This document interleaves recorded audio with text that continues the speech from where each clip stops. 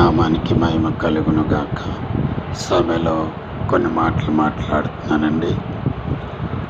ఎలాంటి పరిస్థితులలో ఉండి నీవు కుమిలిపోతూ ఉన్నావా? నన్ను పట్టించుకునేవారే లేరని, నాతో మాట్లాడేవారే లేరని, నా వైపు కన్నులెత్తి చూసేవారే లేరని నీవు కుమిలిపోతూ నీ హృదయాన్ని నీవు కుంగబెట్టుకుంటున్నావా? నీ ప్రాణానికి నీవు ఆయాసం తెచ్చుకుంటున్నావా? నీ ప్రాణానికి నీవు నీరసం తెచ్చుకుంటున్నావా?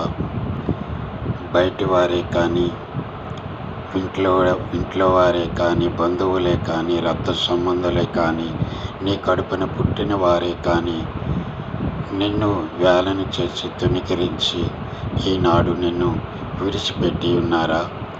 ఒకప్పుడు నిన్ను ప్రేమించి, ఒకప్పుడు నీతో ఎంతో ప్రేమగా మాట్లాడి, నీతో ఎంతగానో స్నేహముగా ఉండి ఈనాడు నిన్ను పట్టించుకోవటం లేదా అని ఇలాంటి పరిస్థితుల్లో నీవు కుమిలిపోతున్నావా? నాకు ఇంకెవరూ లేరు, నన్ను పట్టించుకునేవారే లేరు, నా కడుపున పుట్టిన వారే నన్ను పట్టించుకోవటం లేదు, ఇంకా నా బ్రతుకు ఎందుకన్నా పరిస్థితుల్లోకి నువ్వు దిగజారిపోతున్నావా? నీవు ఆయాసపరుచుకుంటున్నావా నీ ప్రాణమును? దేనికి స్తోత్రం. నిన్ను ఎవరు పట్టించుకున్నా ఎవరు పట్టించుకోకపోయినా ఒకరు ఉన్నారు, నిన్ను నన్ను పట్టించుకునేవారు. ఆయనే ప్రభువైన యేసుక్రీస్తు.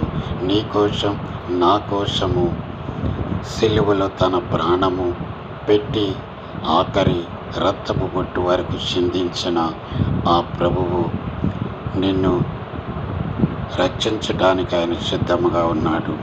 ఒక్కసారి ఆ యేసు వైపు చూసి, ఆ యేసు పడిన శ్రమల వైపు చూసి నీవు ధైర్యం తెచ్చుకో. ఆయన శ్రమలను నువ్వు జ్ఞాపకం చేసుకుంటే నీ శ్రమలు ఆటోమేటిక్గా ఆయన యొద్ద నుండి పారిపోతాయి. నీకు సమాధానం కలుగుతుంది. ఆయన వైపు చూసి ఆయనకు నీవు ప్రార్థన చేసినట్లయితే నీ సమస్యలన్నిటికీ కూడా ఒక పరిష్కారం దొరుకుతుందండి. దేనికి స్తోత్రం. నువ్వు ఈ మాటలు వింటున్నా, నువ్వు ఎవరైనా సరే ఎలాంటి క్లిష్ట పరిస్థితుల్లో నువ్వు బాధపడుతున్నప్పటికీ కూడా నీవు యేసు వైపు చూడు. నన్ను రక్షించే దేవుడు ఒకడు ఉన్నారు, ఆయనే ప్రభువైన యేసుక్రీస్తు అని నువ్వు నమ్మి ఆయనకు ప్రార్థన చెయ్యి. ఆయన సన్నిధానానికి వెళ్ళి మొరపెట్టు. ఆయన దాసులతో నువ్వు ప్రార్థన చేపించుకో. ఆయన మీద నువ్వు ఆధారపడు, ఆయన మీద నువ్వు ఆనుకో. నీ పరిస్థితులన్నిటికీ కూడా సమాధానము దొరుకుతుంది, నీకు శాంతి కలుగుతుంది, ఆనందము కలుగుతుంది. దేనికి స్తోత్రం. ఈ మాటలు వింటున్నా నిన్ను దేవుడు నిండారుగా దీవించాలని కూడా నేను ఆశపడుతూ ఉన్నాను.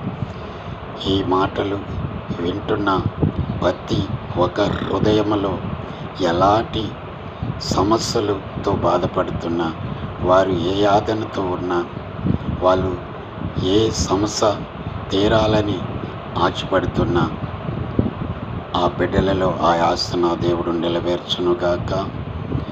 వాళ్ళ సమస్త బాధలన్నీ నా దేవుడు విడిపించి వారికి శాంతి సమాధానము కలగచేయునుగాకని మనస్సారా నేను కోరుకుంటున్నాను.